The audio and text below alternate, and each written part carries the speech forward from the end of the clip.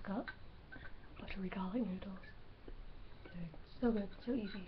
It's literally just lots of butter, your noodles, throw in your garlic and your pepper and whatever you've got. And probably really, really bad for me because I've put in a lot of butter. But when you've got buttery garlic noodles, who cares? Jesus, my voice. Yeah, I'm realising these videos are not really like giving me a good idea of uni life. And I don't know how I can give a view of uni life, to be honest.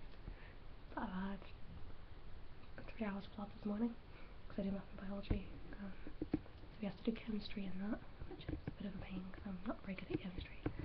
But got the labs early because we finished that thing. So got home early. Like, I should only be finishing the labs in about 10 minutes. I got my new phone, which I don't know what it is. Well, I know what it is, but I haven't opened it, got it working yet. So excited. I haven't had a phone for a week, over a week now. Which some people would be like, gone by now, but I've managed okay. I've got an alarm clock and I've got this laptop. So, good. Now I'm going to go to a maths hands-in and probably reset a reading test because if I can boost the mark, I might as well. So, yeah. That's uni life.